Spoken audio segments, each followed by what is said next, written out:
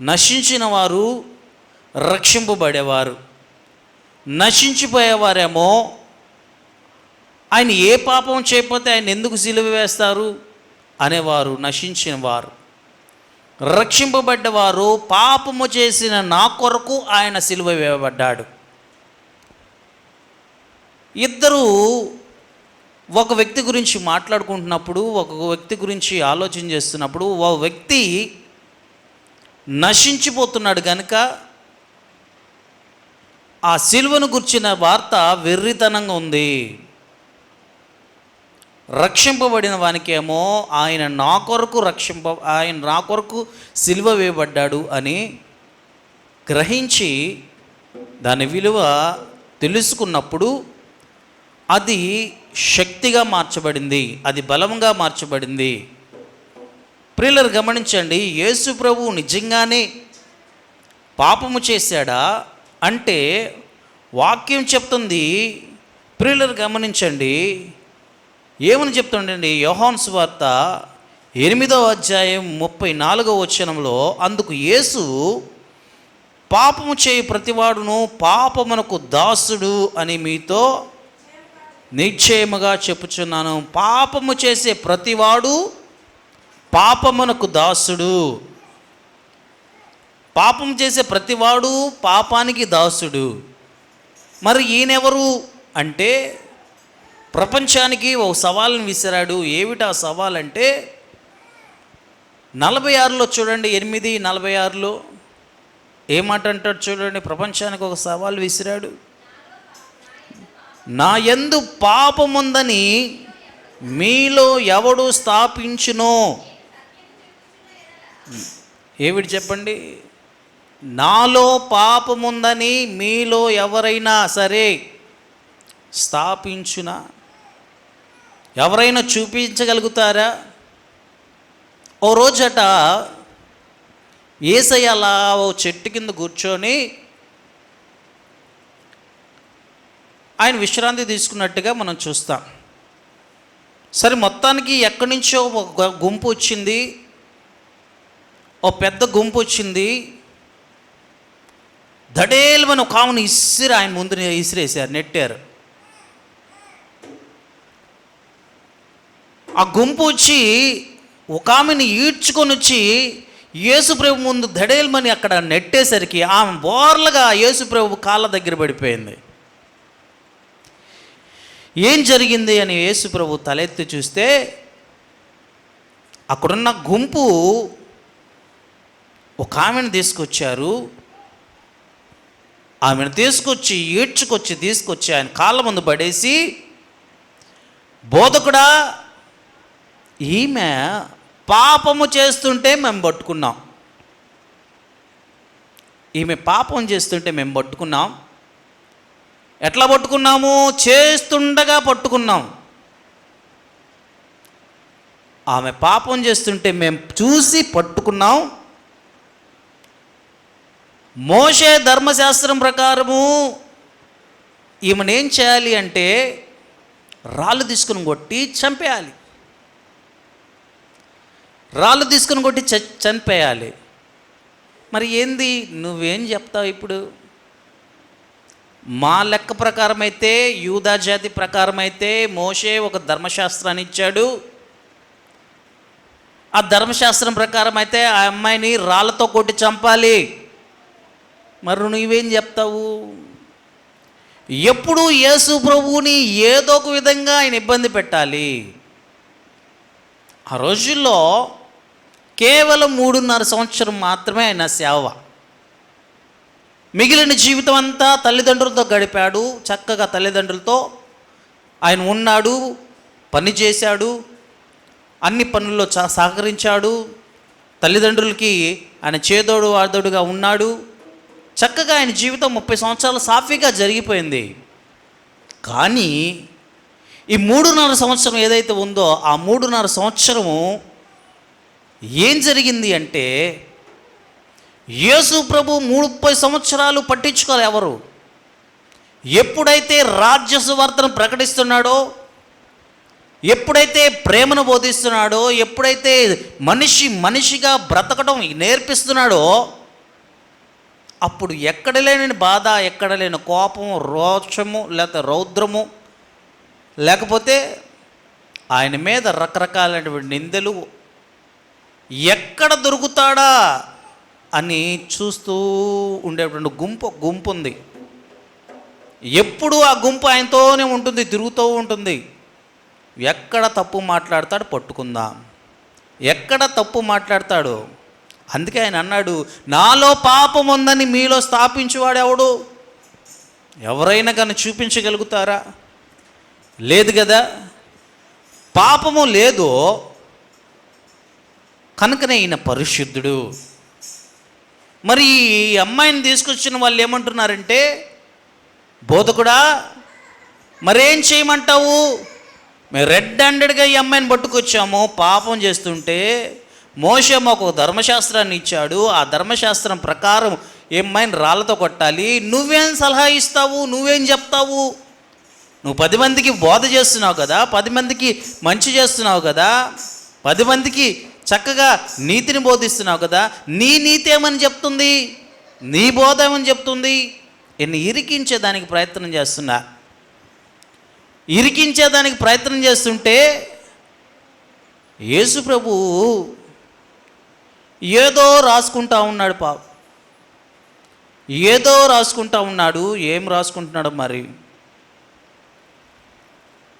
ఇంద్రా మేమేమో అమ్మాయిని ఈడ్చుకొని వచ్చి ఏదో చేద్దామనుకుంటే ఆయన ఏంది ఏం ఎరగనట్టుగా ఉండి ఏది రాసుకుంటున్నాడేంది అని ఆశ్చర్యపడ్డారు. కొంతమంది కోపపడ్డారు, కొంతమంది ఆయన ఏం చేస్తాడో చూద్దామని చూస్తున్నారు. మరేం జరిగింది అంటే, అలా ఒకడు చూశాడు ఆయన ఏం చేస్తున్నాడు రా అని తేరు చూస్తే ఆయన ఏదో రాసుకుంటున్నాడంట. ఏదో రాసుకుంటున్నాడు. ఏం రాసుకుంటున్నాడు అంటే, ఆ వ్యక్తి అన్నాడు, నా పాపాలన్నీ ఆడు రాస్తున్నాడు రా. మరి ఈయనెవరో కానీ నా పాపాలన్నీ ఇక్కడ రాస్తున్నాడు రా. అయ్యి బాబోయ్, నేను చిన్ననాటి నుంచి చేస్తున్న పాపాలన్నీ నాకు కనిపిస్తున్నాయి, నా పాపాలన్నీ అక్కడ రాస్తున్నాడు అని ఆలోచించాడు. దీనికి ముందు యేసయ్య ఒక మాట అన్నాడు. ఏమన్నాడంటే, మీలో ఎవరైతే పాపము చేయకుండా ఉన్నారో మొట్టమొదటి రయ్యి ఆ అమ్మాయి వేయండి. మీలో ఎవరైతే పాపం చేయకుండా పరిశుద్ధుడిగా ఉన్నాడో, మీలో ఎవరైతే సంస్కారవంతులో, మీలో ఎవరైతే చక్కగా సంసారం చేసుకుంటున్నారో, మీలో ఎవరైతే నీతిగా బ్రతుకుతున్నారో, యథార్థంగా బ్రతుకుతున్నారో, ఏ పాపం లేని వాడు ఎవడైతే ఉన్నాడో వాడు మొట్టమొదటిగా ఆ అమ్మాయి మీద రాయేసి అప్పుడు మాట్లాడండి అని చెప్పి ఆయన ఏదో రాసుకుంటున్నాడు.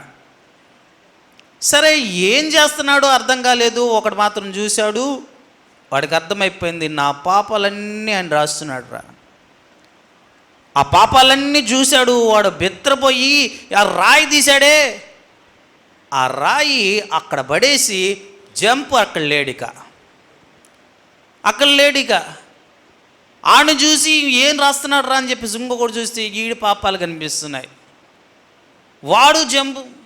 ఇలాగా వచ్చిన ఆ గుంపు ఏదైతే ఉందో, ఆ అమ్మాయిని ఇబ్బంది పెట్టినటువంటి గుంపు, రెడ్ హ్యాండెడ్గా పట్టుకున్న గుంపు, యేసు ప్రభు దగ్గర ఏ తప్పు దొరికిద్దో, ఆయన ఏ సమాధానం చెప్తాడో తెలుసుకుందాం అని వచ్చిన గుంపు ఏదైతే ఉందో, ఆ గుంపు ఇప్పుడు ఏం చేసిందంటే అక్కడ లేదు. యేసయ్య ఏం చేశాడంటే అవన్నీ రాసుకున్న తర్వాత తలెత్తి చూస్తే అక్కడ ఎవరూ లేరు. ఆ అమ్మాయి ఒక్కతే ఉంది పాప. ఆ అమ్మాయితో అన్నాడు, అమ్మా ఏరియా గుంపంతా ఏది? ఎవరు లేరు ప్రభువా. ఏంది, నిన్ను ఎవరు శిక్షించలేదా? ఎవరు శిక్షించలేదు.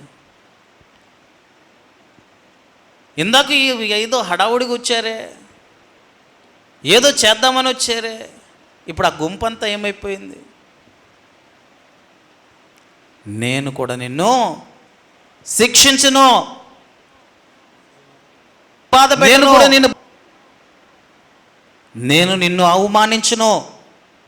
అమ్మా, ఎంతమందికి ఎంతమంది పిలుస్తారు ఇలాగా చెప్పండి? అమ్మా అంటున్నాడు. ఎవరేమా? పాపము చేస్తున్న స్త్రీ. పాపం చేస్తుండగా రెడ్ హ్యాండెడ్గా పట్టుకొని వచ్చినటువంటి ఆమె. వాళ్ళందరూ తిట్టారు, అవమానించారు, రకరకాలుగా మాట్లాడారు, వేష అన్నారు, పాపం చేస్తుండగా పట్టుకున్నాము అన్నారు, రకరకాలుగా మాట్లాడారు. అనుకుంటున్నటువంటి మాటలన్నీ ఆ అమ్మాయిని అన్నారు. మరి ఏమైంది? యేసు ప్రభు ఏమన్నాడంటే అమ్మా అన్నాడు. ఎంత మంచి దేవుడో కదా. నేను కూడా నిన్ను శిక్షించును, నీ పాపములు క్షమింపబడ్డవి, ఇకపై ఎవరు చెప్పండి, ఇకపై పాపం చేయొద్దు. ఇప్పుడు చేసావు, తెలుసో తెలియకో ఏదో చేసావు, ఏమో అయిపోయింది ఏదో అయిపోయింది. ఇప్పుడు నేను నా దృష్టికి నువ్వు వచ్చావు కనుక ప్రియులరా, ఇకపై పాపము చేయొద్దు అని ఆ అమ్మాయితో చెప్పినప్పుడు ఆ అమ్మాయి చక్కగా ఏమని, ఇంకా సమాధానం గలదానివై వెళ్ళు. ప్రియులరు గమనించండి, ఓ పాపని క్షమించాలంటే ఎవరి వల్ల సాధ్యమవుతుంది? పాపము లేని వాడు ఎవడైతే ఉన్నాడో వాడు క్షమిస్తేనే ఏమవుతుంది? క్షమాపణ వస్తుంది. పాపము చేసేవాడు ఎవరైతే ఉన్నాడో వాడు పాపిని క్షమించగలుగుతాడా? క్షమించలేడు. గుడ్డివాడికి దారి చూపించగలుగుతాడా? ఇద్దరు కలిసి గుంటలో పడతారు. గుడ్డివానికి ఎవరు దారి చూపించాలంటే బాగా చూపు బాగున్నవాడు, మంచిగా ఉన్నవాడు దారి చూపిస్తే చక్కగా వెళ్తాడు. కనుక పాపము లేనివాడే పాపాన్ని తీయగలిగిన వాడు. పాపం చేసే ప్రతివాడు పాపానికి దాసుడు. కనుక గమనించండి ప్రియులరా, పాపము లేనివాడే ఈరోజు నన్ను కాపాడాడు. మరి ఈ పాపం లేనివాడు నన్ను కాపాడాడంటే ఎక్కడ కాపాడాడు? సిలువ మ్రానుపై మనల్ని కాపాడాడు. ప్రియులు గమనించండి, సిలువ అంటే ఇంగ్లీషులో మనం ఏమంటాము? క్రాస్ అంటాం. క్రాస్ అంటే తెలుగులో అర్థం ఏమిటి? చాలామంది సిలువ అంటారు. క్రాస్ అంటే ఏమిటి చెప్పండి? దాటిపోవుట. ఏమిటి? కొన్ని పదాలు తెలుగులో ఏం చేస్తారంటే, ఇంగ్లీషులో ఒక పదం ఉంటుంది, తెలుగులో 2-3 అర్థాలు ఉంటాయి. కనుక ఈ తెలుగులో ఉన్నటువంటి పదం ఏమిటంటే క్రాస్, దాటిపోవుట. ప్రియులరు గమనించండి, దేని నుంచి దేనికి దాటిపోయాము? సిలువ మనల్ని ఏం చేసిందంటే పాపము నుంచి పరిశుద్ధతలోకి మనము దాటిపోయాము. ఏముంది ఇక్కడ? పాపము మధ్యలో సిలువ, పక్కన పరిశుద్ధత. ఎప్పుడైతే యేసు ప్రభు సిలువ మరణం మీదకి ఎక్కాడో అప్పుడు ఏమొచ్చింది? పరిశుద్ధత వచ్చింది. పాపి పరిశుద్ధుడిగా మార్చబడ్డాడు. ఎక్కడి నుంచి దాటాడు? మరణం నుంచి దాటాడు.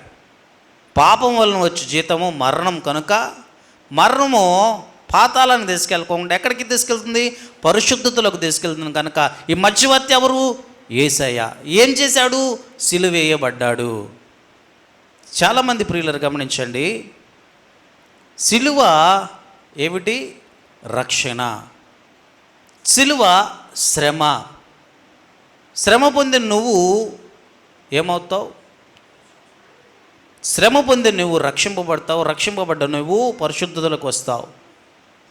ప్రియులరా, దేవుడు తన అద్వితీయ కుమారునిగా పుట్టిన వాని అందు ప్రతివాడు నశించిపోకుండా నిత్యజీవం పొందాలని ఆయన ఏం చేశాడు? తన కుమారుని, ఏకైక కుమారుడిని మనకు అనుగ్రహించాడు. ఆ అనుగ్రహించినటువంటి యేసయ్య ఎత్తబడ్డాడు. ఎలా ఎత్తబడ్డాడు? సిలువ మరణంపై ఎత్తబడ్డాడు.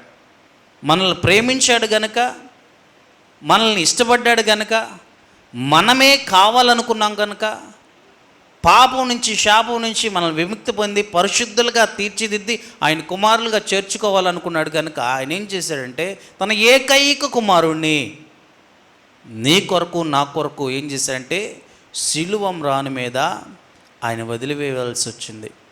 అందుకే ఆయన అంటాడు, తండ్రి నా చెయ్యి ఎందుకు విడిచితివి, నా చెయ్యి ఎందుకు విడిచావు. ఓ రోజు అట్టా ప్రియులారు గమనించండి, ఓ తండ్రి కుమారుడిని స్కూల్కి పంపించాడు. ఆ స్కూల్కి పంపిస్తే చక్కగా స్కూల్లో జాయిన్ చేస్తే ఆ స్కూల్లో టీచర్ ఏం చేసిందంటే అందరినీ పరిచయం చేసుకుంటుంది.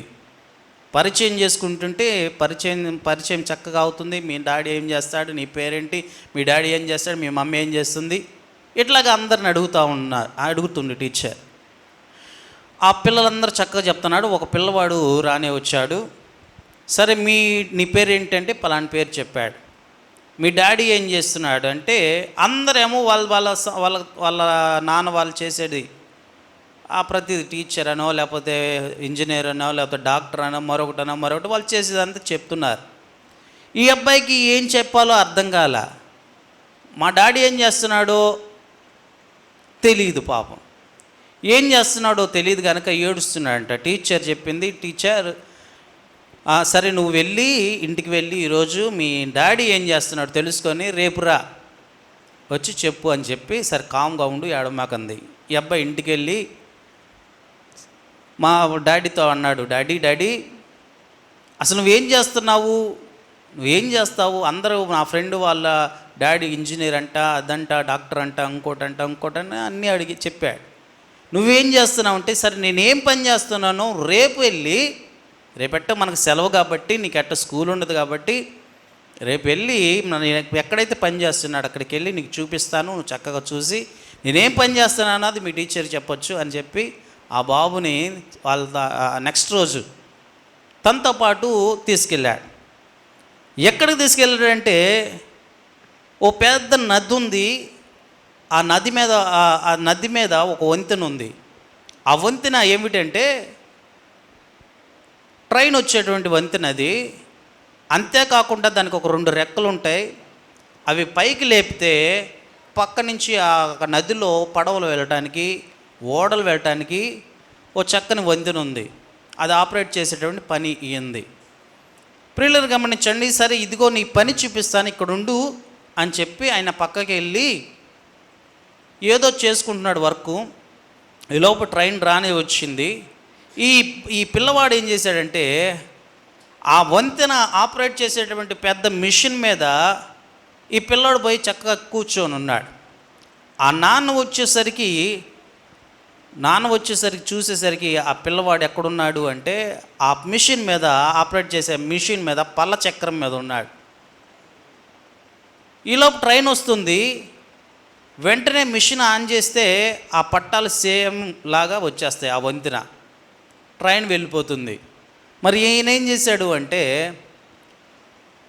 అంత సమయం లేదు. ఆ అబ్బాయిని తీసుకొచ్చి అక్కడ పక్కన నుంచోబెట్టి ఆ మిషన్ ఆపరేట్ చేసేంత సమయం లేదు. ట్రైన్ ఎంతసేపు వస్తుంది, విత్ ఇన్ సెకండ్స్లో వచ్చేస్తుంది. వెంటనే ఏం చేశాడంటే ఆ మిషన్ని బటన్ని ప్రెస్ చేసేసాడు. ఎప్పుడైతే ప్రెస్ చేశాడో వెంటనే ఆ బాబు ఆ మిషన్ పల్లచక్రంలో పడిపోయి ముక్కలు అయిపోయి ఆ తండ్రి కాళ్ళ మీద రక్తము, ఆ మాంసపు ముక్కలు పడిపోయి విలవిలలాడిపోతూ ఉన్నాడు. ఆ తండ్రి ప్రాణం ఎలా ఉంటుంది చూడండి. ఎందుకు ఆ ఒక్క సెకను ఎవరి గురించి ఆలోచించాడు? పోతే ఈ ఒక్క ప్రాణం పోతుంది, కానీ 1000 మంది ఆ ట్రైన్లో ఉన్నారు. ఆ 1000 మంది ఆ ట్రైన్లో ఉంటే నేను నా ఒక్కడికి స్వార్థం చూసుకుంటే 1000 మంది చనిపోతారు, 1000 మంది నవ్వులు చెదిరిపోతాయి. సంతోషంగా ఆనందంతో వాళ్ళ గమ్యస్థానానికి వాళ్ళు వెళ్ళకుండా మధ్యలోనే వారి ప్రాణాలు గాల్లో కలిసిపోతాయి. ఇది మంచిది కాదు. అనేక కుటుంబాలు ఉన్నాయి. తండ్రి కోసం ఎదురు చూసే పిల్లలు ఉన్నారు. భర్త కోసం ఎదురు చూసే భార్య ఉంది. వాళ్ళంతా కూడా వాళ్ళ నవ్వులన్నీ కూడా చెల్లాచెదురైపోతాయి. మరణ ఛాయలు వాళ్ళ కుటుంబాల్లో అల్లుకుంటాయి. అది మంచిది కాదు, దేశానికి మంచిది కాదు, నాశనం భవిష్యత్ అని చెప్పి ఆయన ఏం చేశాడు, తన ఏకైక కుమారుడిని ఆ మిషన్లో పట్టడానికి పట్టడానికి ఆయన ప్రేరేపించబడ్డాడు. ప్రియులను గమనించండి, మరి ఏం జరిగింది? ఓ తండ్రి యొక్క త్యాగం, ఓ తండ్రి యొక్క త్యాగము, ఓ కుమారుని యొక్క విధేయత. ఏం చూస్తున్నాం మనం ఇక్కడ? తండ్రి త్యాగాన్ని చూస్తున్నాం. బిడ్డను త్యాగం చేశాడు. ఓ కుమారుడు ఏం చేశాడంటే విధేయత చూపించాడు. చావుకి విధేయత చూపించాడు. చావు ఎదురుగా ఉంది, లోబడ్డాడు కనుకనే చనిపోయాడు, ఆ మిషన్లో పడ్డాడు. మరేం జరిగింది? ఈరోజు చాలామంది ఏం చేస్తున్నారంటే అదే త్యాగాన్ని దేవుడు తన ఏకైక కుమారుడిని నీ కొరకు నా కొరకు మనందరి కొరకు ఏం చేశాడంటే ఆయన తన కుమారుడిని త్యాగం చేశాడు. ఆ కుమారుడేమో విధేయత చెప్పాడు. మనందరం ఇంకా పాపులమై ఉండగా ఆయన ఏం చేశాడు? సిలువ మరణం పొందాడు. ఎవరి కొరకు? తండ్రి త్యాగాన్ని గమనించాడు. ఈయనేమో విధేయత. సిలువ వార్త నశించే వారికి ఏంటంటే వెర్రితనం, రక్షింపబడ్డ వారికి అదొక త్యాగము. ఈ సిలువ ఘట్టం అంతా కూడా ఈ త్యాగంతో కూడుకున్నటువంటిది, విధేయతతో కూడుకున్నది. ఎంతో ఎంతో ఎంతో ఎంతో కన్నీరు కార్చి ఆయనకి ఏమిచ్చి మనం కృతజ్ఞత తీర్చుకోగలుగుతాం? ఓ తండ్రి ఆవేదన, ఓ తండ్రి త్యాగము, ఓ కుమారుని యొక్క విధేయత. ఈ సిలువ వార్త ఎంతమంది ఆ వార్త దేవుని శక్తిగా అనుభవిస్తున్నారు? చాలామంది ఏం చేస్తారంటే సిలువ ఏదో గొప్పగా మెడలో వేసుకొని తిరగటానికో, లేకపోతే కొంతమంది ఈస్టర్ పండుగ వచ్చిందంటేనో, లేకపోతే గుడ్ ఫ్రైడే పండుగ వచ్చిందంటేనో ఆ సిలువను మోసుకుంటూ ఊరంతా తిరుగుతుంటారు గొప్పగా. అంటే సిలువను మోసుకొని తిరగటమే కాదు, మెడలో వేసుకొని తిరగటానికే కాదు, దాని శక్తిని నువ్వు అనుభవించటానికి. ఈ సిలువను గురించిన వార్త ఏమిటంటే, చాలామంది ప్రియులను గమనించండి, సిలువ అంటే ఆనాడు రోమా సామ్రాజ్యం ఏం చేసేదంటే కఠినమైనటువంటి ఘోర పాపికి, లేకపోతే ఘోరమైనటువంటి శిక్ష, భయంకరమైనటువంటి ఆ ప్రభుత్వానికి వ్యతిరేకతగా ఉన్నటువంటి వారు ఎవరైతే ఉన్నారో అది దేశద్రోహి. ఇంకా చెప్పాలంటే అలాంటి వారికి ఆ శిక్షను విధించేవారు, ఒక దేశద్రోహిగా అలాంటి వారికి ఆ శిక్షను విధించేవారు. అయితే ఏం జరిగేదంటే చాలామంది శిక్షను భరించారు, శిక్షను అనుభవించారు. చాలామంది యేసు ప్రభువుకి కాదు, అనేక మందికి శిక్ష పొందారు. కానీ యేసు ప్రభు ఎప్పుడైతే సిలువ ఎక్కాడో, సిలువ మానుప్రై ఆయన మరణించాడో, అప్పుడు సిలువకి విలువ వచ్చింది. గాడిద ఉంది, గాడిద మామూలు గాడిదే. ఎప్పుడైతే యేసు ప్రభు గాడిద మీద ఎక్కాడో గాడిదకి విలువ వచ్చింది. సిలువే, కానీ సిలువకి ఎప్పుడు విలువ వచ్చింది అంటే యేసు ప్రభు సిలువ ఎక్కాడు గనక ఆ సిలువకి విలువ వచ్చింది. మనం ఎందుకు సిలువ పెట్టుకుంటున్నామంటే రక్షణను గూర్చిన వార్త ప్రజలకు తెలియచేయడానికి ఒక సింబల్గా తీసుకుంటున్నాం. దాన్ని ఆరాధించటానికి కాదు, దాని మెల్ల లాకెట్లాగా వేసుకొని తిరగటానికి కాదు, దాన్ని ఏదో ఒక విగ్రహాలాగా చేసుకోవటానికి కాదు, పూజించడానికి కాదు. ఇది నా దేవుని శక్తి, నా కొరకు యేసయ్య సిలువ వేయబడ్డాడు అని ప్రజలకు తెలియచేయడానికి. నీ కొరకు సిలువ వేయబడ్డాడు, నా కొరకు సిలువ వేయబడ్డాడు, మన కొరకు ఆయన సిలువ వేయబడ్డాడు, రక్తం కార్చాడు, ప్రాణం పెట్టాడు, మరణం నుంచి మనల్ని దాటవేయడానికి, పరిశుద్ధులుగా ఉంచడానికి అని చెప్పి మనందరం కూడా తెలియచేయడానికి. ప్రియులను గమనించండి, దేవుడు మనల్ని ప్రేమించాడు కనుక ఆయన త్యాగం చేశాడు కుమారుణ్ణి. ఆ కుమారుడు ఏం చేశాడంటే విధేయత చూపించాడు. తలవంచండి, ప్రార్థించుకుందాం. ప్రేమ కలిగిన తండ్రి, దయగల రాజ్యాన్ని కృపకున్నా తెలియజేస్తున్నా. ఇంతవరకు నన్ను మమ్మల్ని బలపరిచారు, నీ వాక్యం ద్వారా మాట్లాడారు. సిలువను గురించిన వార్త నశించిన వారికి వెర్రితనము, హేళనగా ఉంటుంది, అవమానంగా ఉంటుంది. అక్కడున్న వారు కూడా నేను రక్షించుకొని మమ్మను కూడా రక్షించవచ్చు కదా. హేళన. నువ్వు రాజువైతే, యూదుల రాజువైతే, నువ్వే కనుక మెస్సయ్య అయితే దిగిరా. మరికొంత రకరకాలుగా, అప్పుడే కాదు ప్రభు, ఇప్పుడు కూడా రకరకాలుగా ఉన్నారు. మారు మనసు లేని వారు, రక్షణ లేనటువంటి వారు, సిలువను గురించిన వార్త వారికి వెర్రితనము.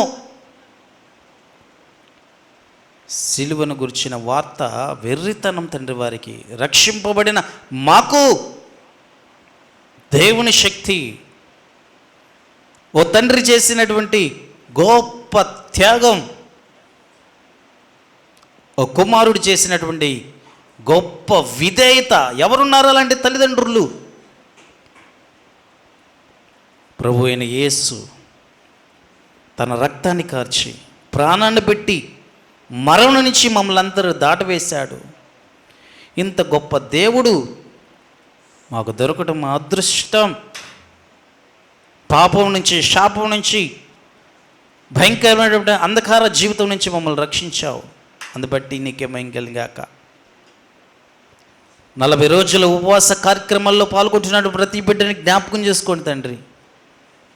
నీ ఆత్మను వారి మీద ఉంచమడుచున్న, నీ కృపను వారి మీద ఉంచమని అడుగుచున్నాం తండ్రి. ఎంతమంది అయితే అది ప్రభువా ఎట్టి అవసరత చేత అయితే వారు నీ యొక్క సన్నిధికి వస్తున్నారో ప్రతి అవసరతను తీర్చండి. అడుగుడి మీకు ఇవ్వబడును. అవును, అడుగు ప్రతి వానికి ధారాళంగా దయచేస్తానని మీరు సెలవు ఇచ్చారు. ఊహించిన దానికంటే మరి ఎక్కువగా ఇస్తానని అంటున్నా. ఏమాత్రము కోపపడక, విసుగుక మీరు ఇచ్చేటువంటి దేవుడు, ఇచ్చిన మాట తప్పేవాడు కాదు, నమ్మదగిన దేవుడు. అందుబట్టి నీకే మహిమ కలుగాక.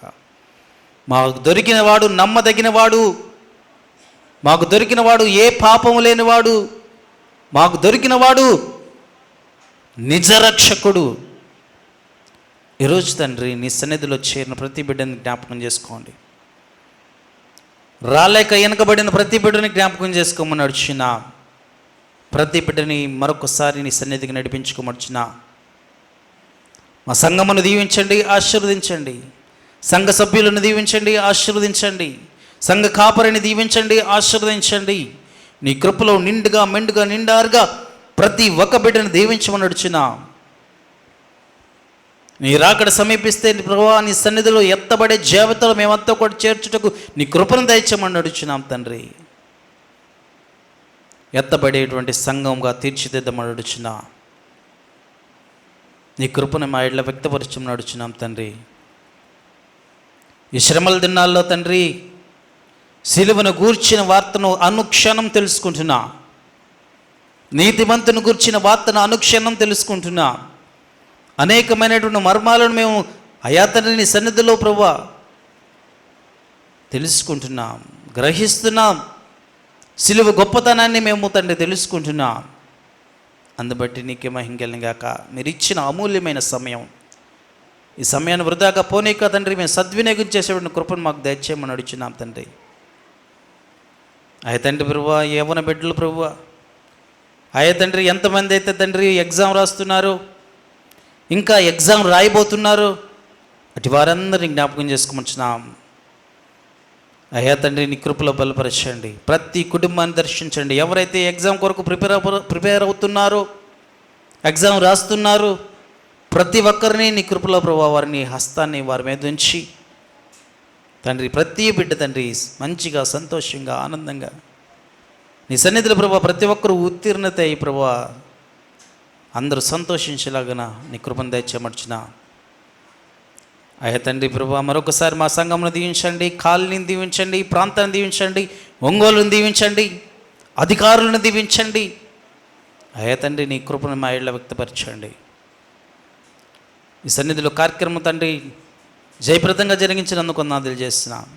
చెరువు వచ్చిన ఈ బిడ్డలు మరొకసారి జ్ఞాపకం చేసుకోమని, రాలేక వెనకబడిన ప్రతి ఒక్కరిని మరొకదిని నీ సన్నిధికి నడిపించుకోమని, సమస్త మహిమ ఘనత నీకు కలిగినట్లుగా ఆశీర్వదించమర్చిన.